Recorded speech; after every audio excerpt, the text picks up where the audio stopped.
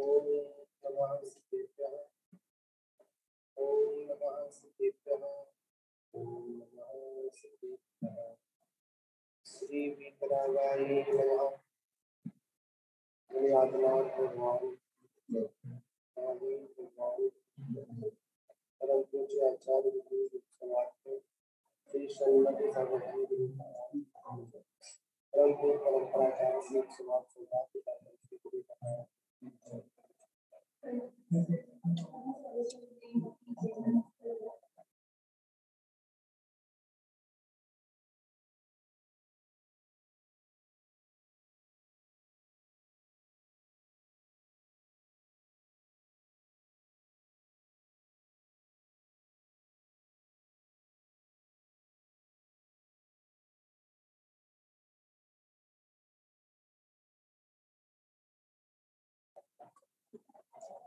थोड़ा सा विलम्ब हुआ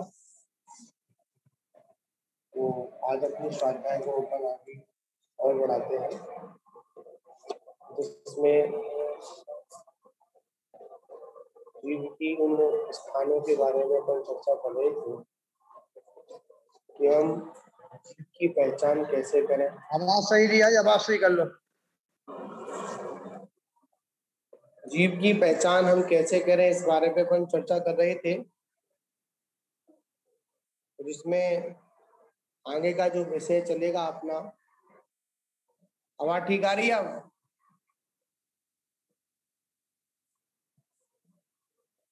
आवाज ठीक आ रही है?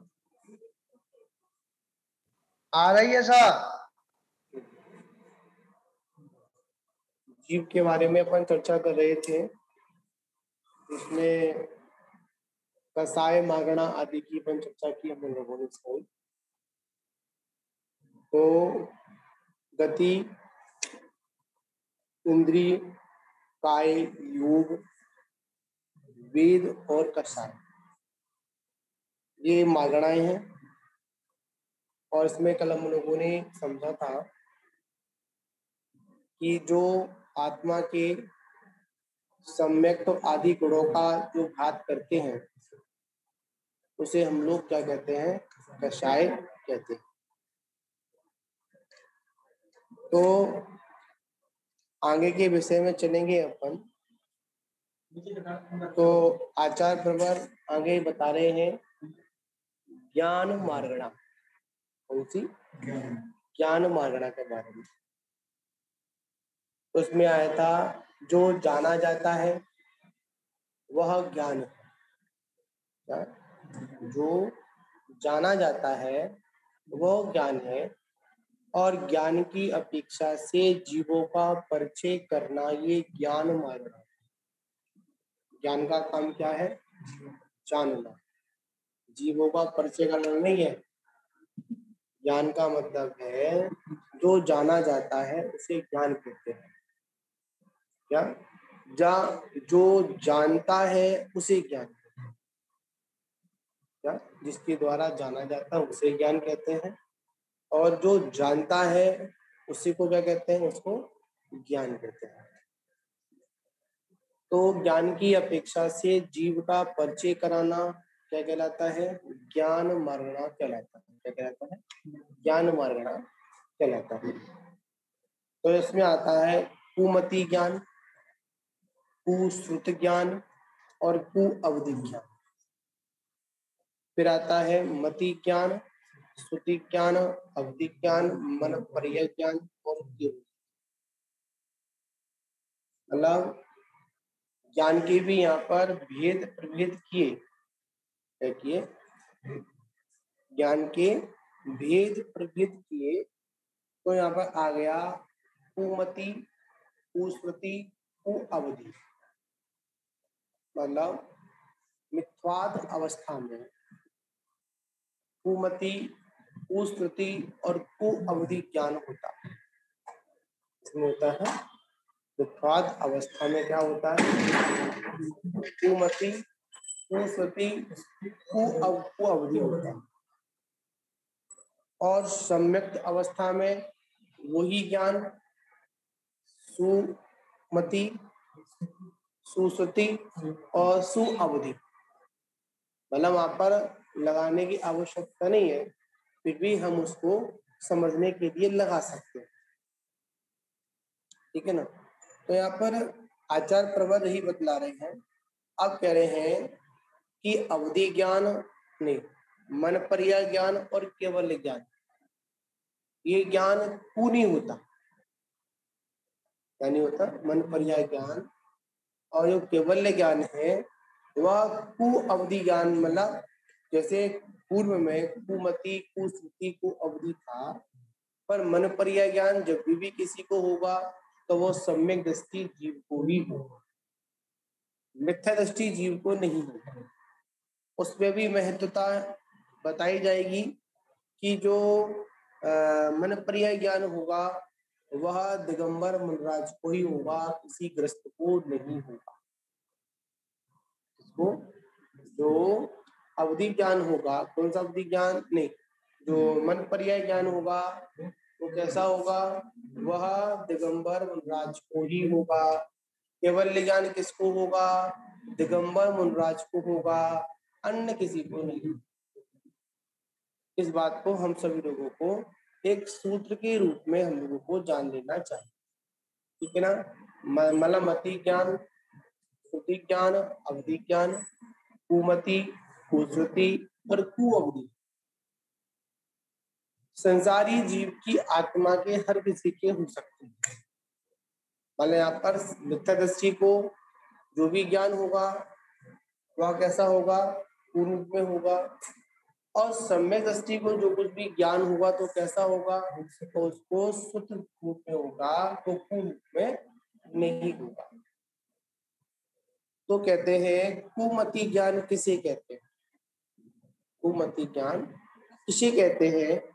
तो कह रहे हैं सम्यक के ना होने पर होने वाले मति ज्ञान को कुमति ज्ञान कहते हैं। क्या कह रहे हैं? सम्यक के ना होने पर, जहां पर सम्यक नहीं होगा वहां पर क्या होगा? मिथ्यात्व होगा। और जहां पर मिथ्यात्व होगा वहां पर सम्यक प्राप्त हो सकता है, पुरुषार्थ करेगा तो, अन्यथा मतलब जैसी अवस्था में वो होगा उस अवस्था में। अब देखिए, ज्ञान में कोई फर्क नहीं आया, ज्ञान जैसा था वैसा ही है। ज्ञान में कोई फर्क नहीं, ज्ञान जैसा था वैसा ही है। पर जो पात्रता थी उस पात्रता के अनुसार उसमें क्या आ गया? थोड़ा सा महिलापन आ गया। जैसे बर्तन गंदा हो, ऐसा हो, बर्तन अगर गंदा हो और उस बर्तन में चाहे कितनी भी शुद्ध वस्तु डाली जाए तो वस्तु कैसी हो जाएगी? गलत हो जाएगी, महरी हो जाएगी, दूषित हो जाएगी। और अगर उसी वस्तु को अगर किसी साफ पात्र में रख दिया जाए तो कैसी हो जाएगी? वो हमारी सही काम करेगी। तो जो हमारे अंदर जो भाव है, मिथ्यात भाव है, मिथ्यात अवस्था है, उस मिथ्यात अवस्था में चाहे कितना भी हमारे अंदर समकीन ज्ञान क्यों ना हो, जैसा ज्ञान ना हो, समकीन ज्ञान ना हो, और वो कैसा होता है? मिथ्या ज्ञान ही होता है, सम्यक ज्ञान नहीं। इसी बात को आचार्य प्रवर हम सभी लोगों को समझाने का क्या कर रहे हैं? प्रयास कर रहे हैं। तो कह रहे सम्यक के ना होने वाले ज्ञान को क्या कहते हैं?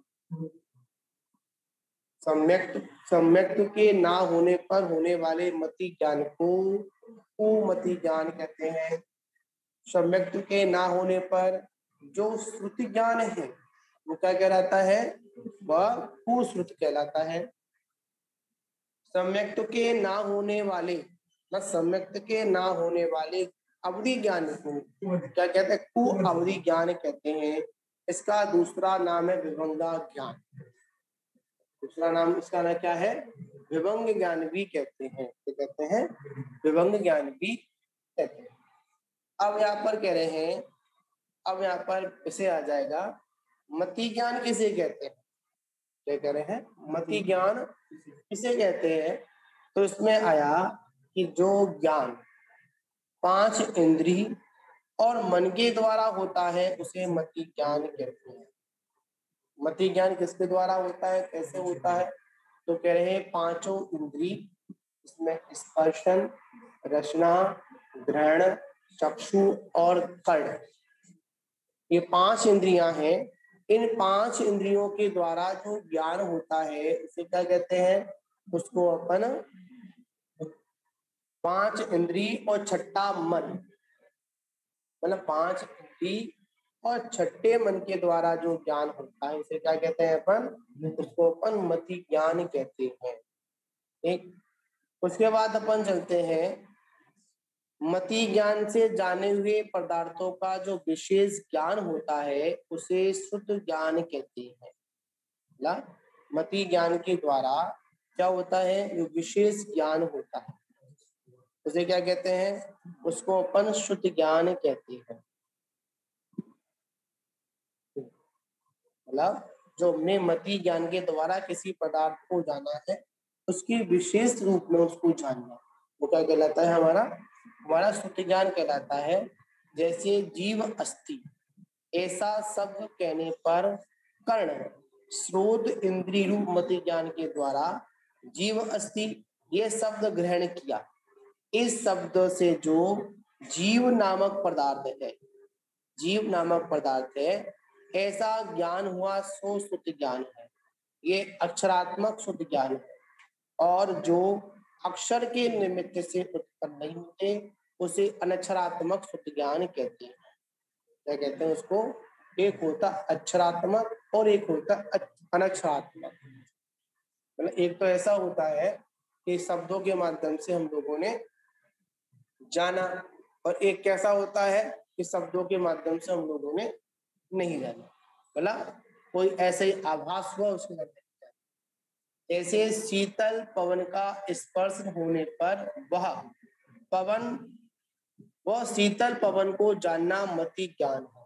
अब देखिए हवा आई, हवा ने तो कुछ कहा नहीं हमसे, एक आया जीव अस्थि, किसी ने कहा तो हमारी इंद्री ने सुना, और सुनने के बाद हमने जाना ये इस व्यक्ति की आवाज है, ये औरत की आवाज है, ये आदमी की आवाज है, ये पक्षी की आवाज है। अनेक अनेक प्रकार की हमने भाषाओं को सुनकर उस बात को जान लिया। ठीक, और एक क्या होता है, अब किसी ने कुछ बोला ही नहीं, यानी क्या बोला ही नहीं, और बोलने के बाद क्या हुआ, तुरंत वो आवाज, मतलब कुछ बोला नहीं, अब पंखा चला या कुछ ठंडी हवा आई तो हमारे शरीर से स्पर्श हुई, तो क्या हुआ, बिना शब्द के हमने जान लिया कि शीतल क्या होती है, हवा कैसी होती है, शीतल हवा होती है। क्या हम जान लेते हैं, जानने के बाद आगे की ओर अपन व्यवस्थित हो जाते हैं, ज्ञान हो जाता है।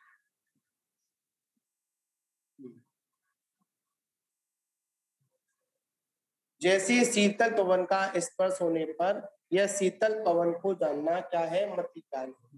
और उस ज्ञान से वायु की प्रकृति वाले को यह पवन अनिष्ट है, अनिष्ट है ऐसा क्या जानना क्या है, ये हमारा शुद्ध ज्ञान हुआ करता है। मतलब बात यहाँ पर यह है कि कोई विषय हमारा आया, हमने उसको इंद्रिय आदि के माध्यम जाना कि ऐसा ऐसा जान लिया और हमारी व्यवस्था वैसे वैसी हमारी बन गई। अब कहते हैं अवधि ज्ञान किसे कहते हैं? क्या कहते हैं?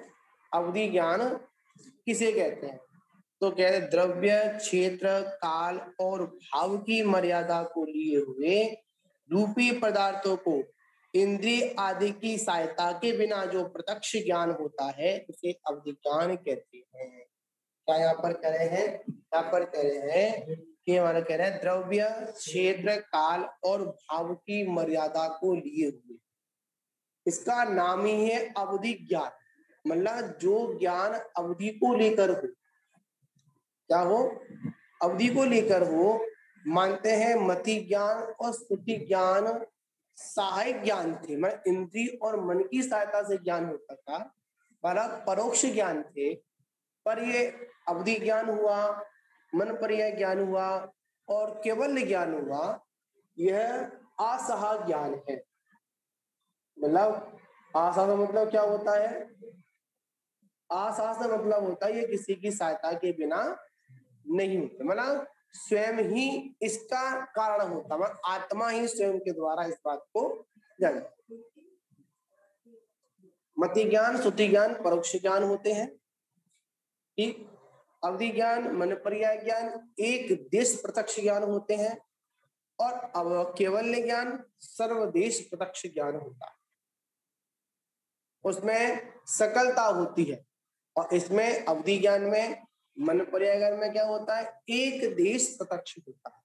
ऐसा होता है, एक देश, मतलब संपूर्ण रूप से प्रत्यक्ष ज्ञान नहीं है, संपूर्ण प्रत्यक्ष ज्ञान नहीं होता। द्रव्य, क्षेत्र, काल और भाव की मर्यादा को लिए हुए रूपी पदार्थ, मतलब इसमें भी क्या, जो अवधि ज्ञान का विषय है वो रूपी पदार्थों का है, अरूपी पदार्थों का नहीं होता है। रूपी पदार्थों को इंद्रिय आदि की सहायता के बिना जो प्रत्यक्ष ज्ञान होता है वो क्या कहलाता है, अवधि ज्ञान कहलाता है। ठीक है, अब आगे चलते हैं, या समझ आ गई ना। अब द्रव्य, क्षेत्र, काल और भाव, इसमें भी क्या, रूपी पदार्थों, पर इसकी मर्यादा के अंतर्गत इसमें क्या बता दिया, रूपी पदार्थों को जो विशेष वर्णन अगर जानना हो तो अपन तत्वा सूत्र के अध्याय के माध्यम से इसका विशेष वर्णन, मतलब प्रथम अध्याय में ही इसका वर्णन दिया गया है, वहां से अपन इसको जान सकते हैं। मति सुतावधि मन ज्ञानम, मतलब मति ज्ञान, श्रुति ज्ञान, अवधि ज्ञान और मन पर्याय ज्ञान के भेद होते हैं, उसी के अंतर्गत को जानते हैं। अब कह रहे हैं मन पर्याय ज्ञान। कौन सा ज्ञान, मन पर्याय ज्ञान, मतलब इंद्रिय और मन की सहायता के बिना ही दूसरों के मन में स्थित रूपी पदार्थों का जो प्रत्यक्ष ज्ञान होता है वो मन पर्याय ज्ञान होता है। ऐसा होता है, मतलब इंद्रिय और मन की सहायता के बिना दूसरे के मन में स्थित रूपी, मतलब रूपी पदार्थों को जो प्रत्यक्ष ज्ञान होता है वो मन पर्याय ज्ञान होता है। मन पर्याय ज्ञान का क्षयोपशम 6वें गुण स्थान से लेकर 12वें गुण स्थान तक रहता है। मतलब यह 6वां गुण स्थान किसका होता है, 6वां गुण स्थान मुनराजों का होता है, तो मुनराजों को ही संभव है, अन्य किसी को संभव नहीं। किंतु इसका प्रयोग 6वें गुण स्थान में होता है। प्रयोग किसमें होता है, 6वें गुण स्थान में प्रयोग होता है, 7वें गुण स्थान में मन पर्याय ज्ञान का कोई प्रयोग नहीं होता। ठीक है, मतलब 6वें तक ही है, 6वें गुण स्थान में ही प्रयोग है, और इससे ऊपर सत्ता में तो पाया जा सकता है 12वें गुण स्थान तक, पर प्रयोग में मात्र 6वें गुण स्थान में ही आएगा, इससे ऊपर नहीं आएगा। हाँ हाँ, मन और इंद्रियों की सहायता के बिना जो दूसरे के मन में स्थित रूपी पदार्थों को जो प्रत्यक्ष ज्ञान होता है उसको क्या कहते हैं, मन पर्याय ज्ञान कहते हैं। मन पर्याय ज्ञान का क्षयोपशम मतलब कहाँ से होता है, 6वें से लेकर 12वें गुण स्थान तक रहता है, किंतु इसका प्रयोग 6वें गुण स्थान में ही होता है। कहाँ होता है, 6वें गुण स्थान में ही इसका प्रयोग होता है। और इसमें कह रहे हैं कि हाँ, इसके साथ प्रथमोपम सम्यक्त, आहारक कायोग, आहारक मिश्र योग, पर्यार विशुद्धि संयम, स्त्री वेद और नपुंसक वेद नहीं होता। पर इसके साथ साथ क्या, प्रथमोपम सम्यक्त नहीं होगा, सम्यक्त नहीं होगा, आहारक कायोग नहीं होगा, आहारक मिश्र नहीं होगा, कायोग और परिहार विशुद्धि नाम का संयम भी नहीं होगा, और स्त्री वेद और नपुंसक वेद भी नहीं होगा। मतलब ये इसकी विशेषता बता दी। जब भी ये किसी को होगा तो इस अवस्था में इसको देखना पड़ेगा। अब कह रहे हैं केवल ज्ञान जो त्रिकालवर्ती समस्त द्रव्यों की अनंत पर्यायों को एक साथ स्पष्ट जानता है, उसे क्या कहते हैं, उसको अवधि ज्ञान, उसको केवल ज्ञान कहते हैं। मतलब जो त्रिकालवर्ती समस्त द्रव्य की अनंत पर्यायों को कैसे एक साथ स्पष्ट रूप से जानता है, उसे क्या कहते हैं, उसको अपन केवल ज्ञान कहते हैं। अब यहाँ पर अपन हमने इन्हें परिभाषा को समझा, तो अपन यहाँ पर थोड़ा सा अपन लगा लेते हैं। ठीक है ना, अपन मतलब ज्ञान मारणा तक लगाने का प्रयास करेंगे। चलिए, अगर किसी की नरक गति है, कौन सी गति है? किसी की नरक गति है तो उसकी कितनी इंद्रियां होंगी? कितनी इंद्रियां होंगी? अच्छा, काय कौन सी होगी?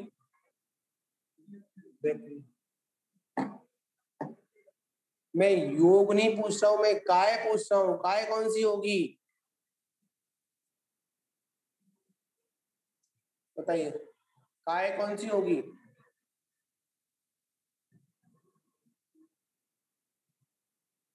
काय के कितने वेद होते हैं? कौन कौन से? मैं काय मागणा पूछ रहा हूं।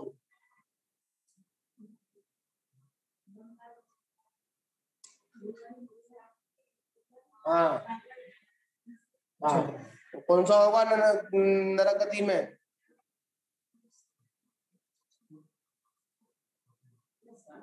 हाँ, काय होगी, स्थावर नहीं होगी।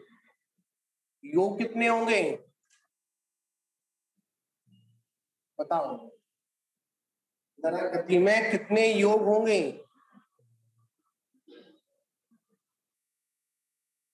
कौन कौन से?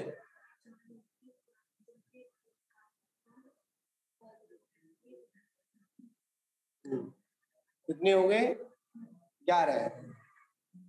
इसके बाद आते हैं वेद, कौन सा होगा? नपुंसक वेद। कसाय कितनी होंगी? है कैसे बताओ, बताइए बताओ, 25 कैसे होगी? हाँ है, ठीक है।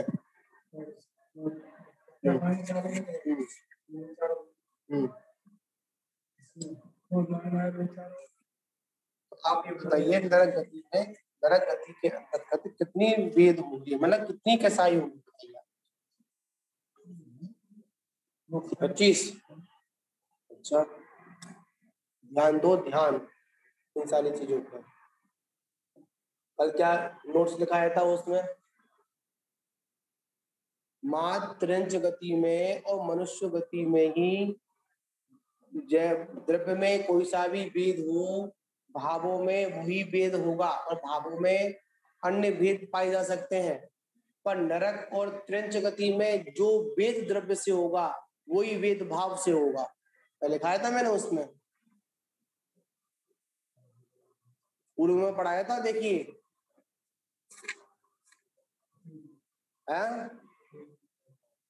कहा था किंतु नारकी और देव नारकी तथा भोग भूमि के मनुष्यों का व त्रिंचों का जैसा जो भेद होगा, जैसा जो भेद होगा वैसा ही वेद भाव वेद भी, जैसा द्रव्य वेद ऐसा भाव वेद भी होगा। तो जब नारकी की बात चल रही है तो नारकी की कौन सा वेद है? कौन सा? नपुंसक। तो बताइए कसाई कितनी होंगी?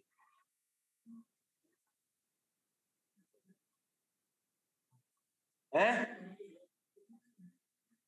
बताओ, कसाई कितनी होंगी? अच्छा, ठीक है।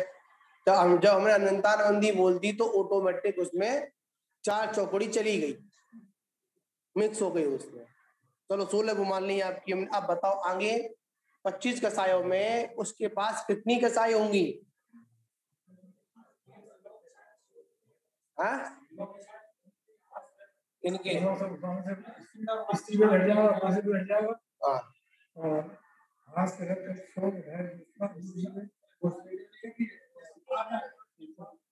तो वहां पर भी तो हास्य होता है, वहां पर तो कसाय है, सत्ता में तो रहती है, रति है, तो वहां पर ऐसा नहीं है। हाँ तो कितनी हो गई? हाँ 23 कसाय, कितनी होती है? 23 कसाई हुआ करती। दिमाग लगाइए, इतना हम इधर उधर फालतू दिमाग लगाते हैं, तो कम से कम इन सारी चीजों में हम दिमाग जब तक नहीं लगाएंगे तब तक काम कैसे चलेगा? हाँ, सुन लिया, पढ़ लिया और चले गए उठ गए, और जब प्रयोग करने का समय आया तो अध्ययन नहीं किया, तो फालतू बातें तो ऑटोमेटिक दिमाग में आएंगी जब अध्ययन नहीं करोगे तो। अरे जो नोट्स ये तो करो, कम से कम करो, तो लिख रहे हो हमें। हाँ, 24 ठंड तो चल रहा है ये। नहीं, वो तो देखिए दिमाग में नहीं आई, हमने अभ्यास नहीं किया इसलिए नहीं आई। ऐसा नहीं है कि अभ्यास करें और नहीं आए। बताओ, अब बताइए, नरक गति में कितनी कसाय समझ, कितने ज्ञान होंगे? बताओ।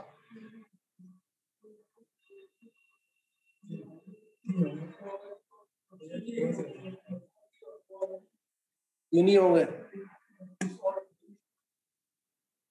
अच्छा है, सबकी होता है। बताइए कौन सा, मतलब नारकियों के कितने ज्ञान होंगे?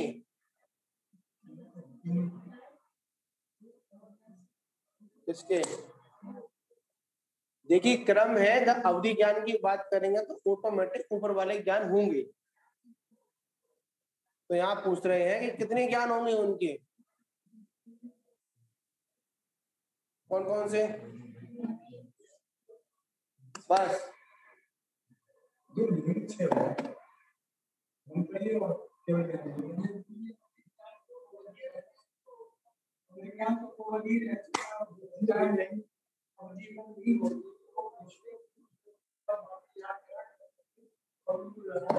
वो बात मान रहे हैं, तो यहाँ यही तो पूछना चाह रहे हैं कि कितने ज्ञान होंगे उसके।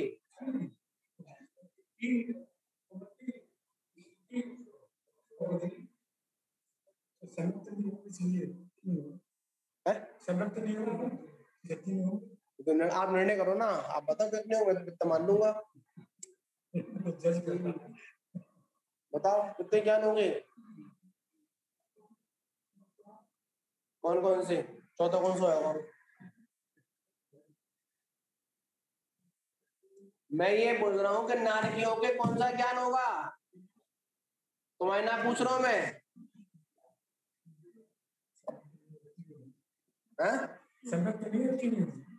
अच्छा, पहली बात तो अपने अपने दिमाग को लगाइए, थोड़ा ज्ञान को प्रकाशित करिए अपने को। क्या सम्यक दृष्टि, क्या नरक में सारे जीव नारकी होते हैं? क्या सम्यक दृष्टि नहीं होते? अरे भैया देखो, सम्यक दृष्टि नहीं,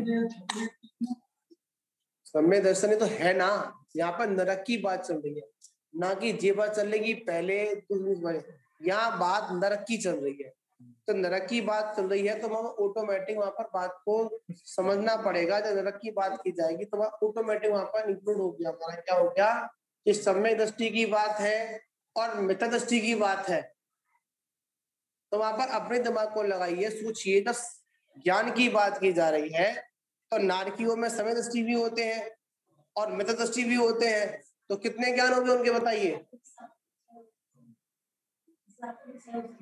6 होते, हो सकते नहीं है, 6 होते हैं। जब विवेचन की जाएगी तो वहां पर लगाना पड़ेगा आपको, जब विवेचन किया जाएगा तो वहां पर लगाना पड़ेगा, तब उसको लगाना पड़ेगा सम्यक।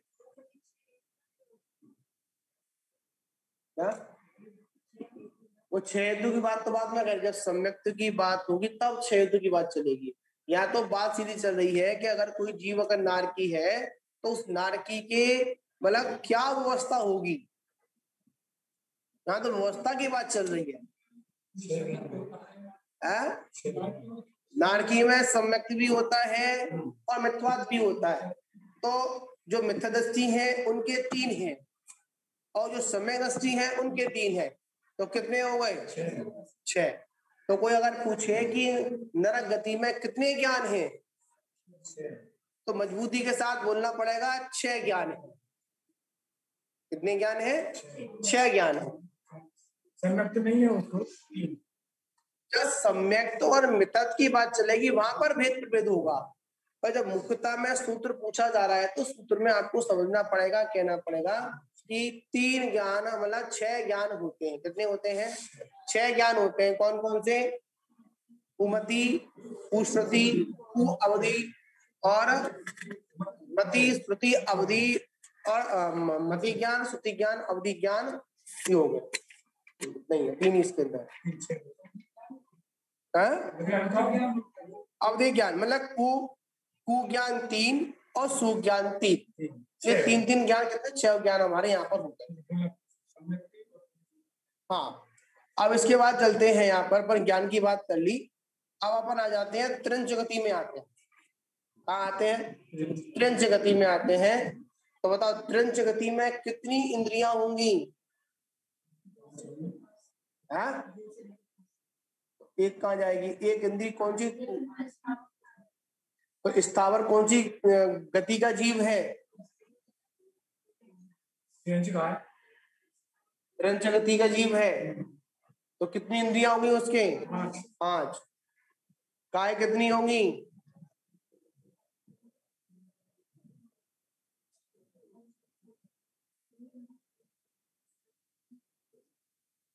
बताओ, त्रिंच गति के काय कितनी होंगी? कौन सी होंगी?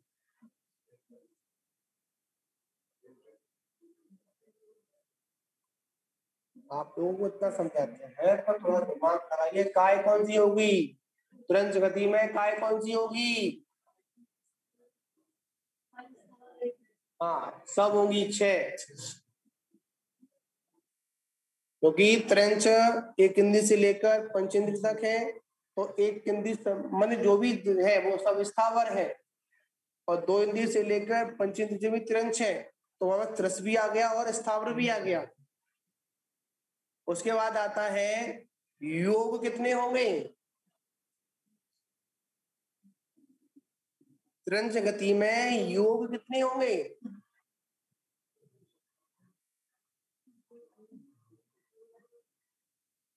तेरा कैसे? हाँ,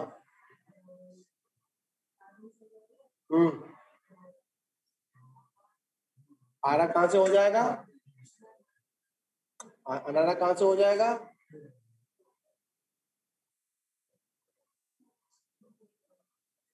बताओ कितने योग होंगे? योग बताइए। क्या त्रिंचों के आरक आरक में होगा क्या? तो कैसे जोड़ रहे हो? सुन रहे हो? आरक से जोड़ रहे हो? कौन से बैक्रिक होता है? त्रिंचों का बैक्री शरीर होगा। तो कितने हुए? और कौन से? हाँ, कितने हो गए? 11। कारवाण शरीर तो जब तक जीव संसार अवस्था में है तब तक उसके साथ रहता ही है। वो विषय अलग है। यहाँ पर योग की बात चल रही है, तो अब सब शरीर की बात करेंगे तो औदारिक, बैक्रिक, आहारक, तेजस्वी और कारवाण की बात करेंगे। ठीक है, पर जहां पर योग की बात करेंगे तो 15 योग बनेंगे, 4 मन के, 4 वचन के। औदारिक मिश्र, बैक्ट्रिक मिश्र, आहारक मिश्र और कारवाण। कारवाण शरीर तो विग्रह गति में होता ही है और हर समय रहता है। कारवाण शरीर तो हर समय रहता है, वो तो छूटकर नहीं जाता है। ठीक है ना? तो वहां पर कारवाण तो लगाना पड़ेगा। अब क्या करना पड़ेगा? कौन सा शरीर है? औदारिक मिश्र। ये सारी चीजें हमको अपने दिमाग में याद रखना है। कौन सी बात कहाँ पर पूछी जा रही है तो वहां को लगाना है। वेद कितने होंगे त्रिंच गति में? क्या सिद्ध करो इसको। 3 कैसे होंगे बताओ? आपने 3 कह दिया तो 3 कैसे, क्या व्यवस्था, 3 की व्यवस्था क्या होगी?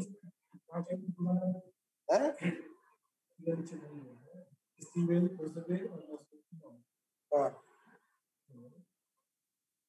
अच्छा, अगर किसी ने पूछ लिया 2 इंद्रिय जीव के कितने वेद होंगे?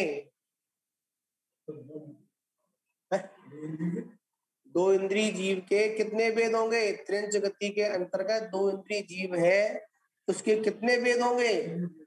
हाँ? अच्छा, कैसे? 2 इंद्रिय के स्त्री पुरुष होगा क्या?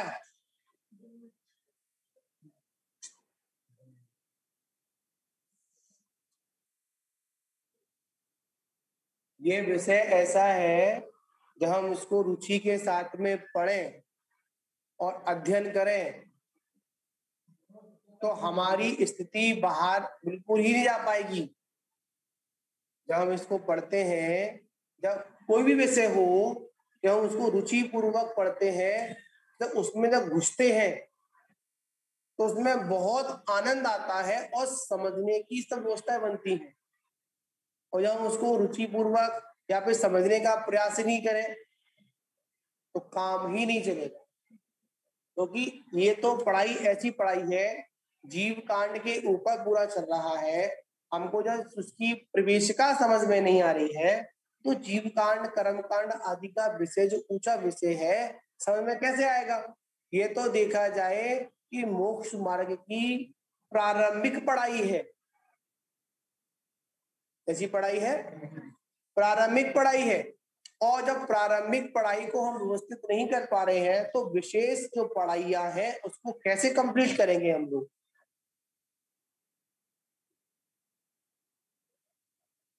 ठीक है, तो यहाँ पर विषय लगाना है कि 2 इंद्रिय जीव, मतलब अपन त्रिंच गति की बात करेंगे।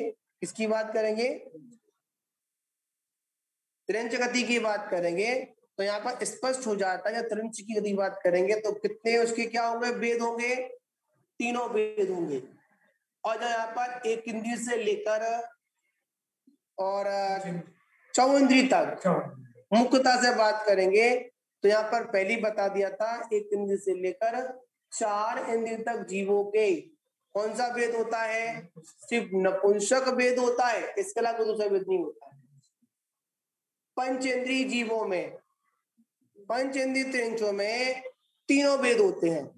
पुरुष वेद भी होता है, नपुंसक वेद भी होता है और स्त्री वेद भी होता है।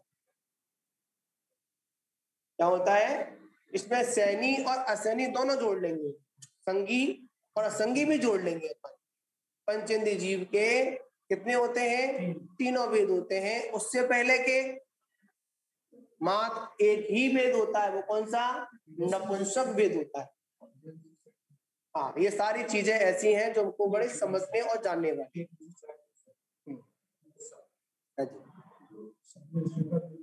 इसके बाद अपन चलते हैं, कसाएं कितनी होंगी त्रिंच गति के?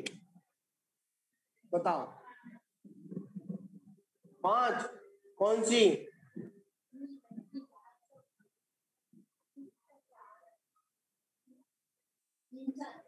जी, कसाएं, कसाएं। तुम तो कसाए रही तो तुम्हें कसाए का याद रहेंगी। बताओ, त्रिंच गति के कितनी कसाई होंगी? बताओ सुश्री, बताओ। देखो सागर जी, त्रिंच गति में कितनी कसाई होंगी?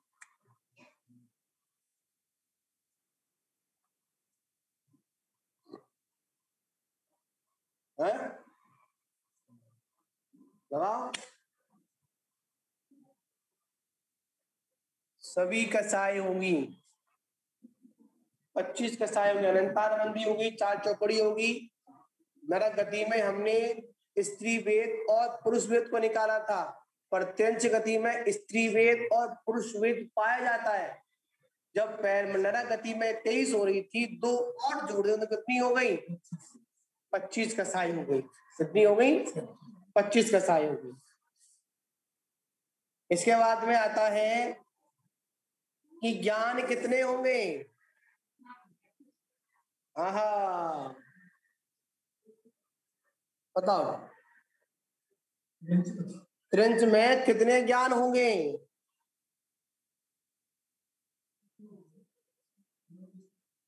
हैं?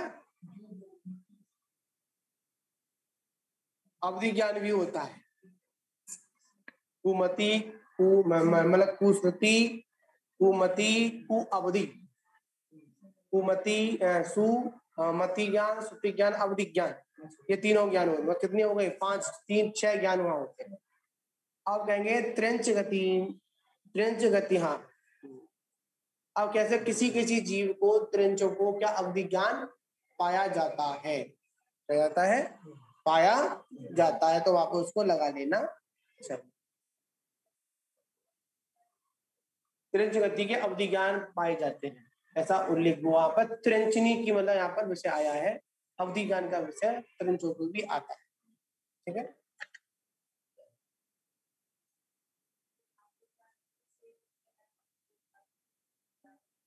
हाँ हो जाता है तपस्या के माध्यम से, मतलब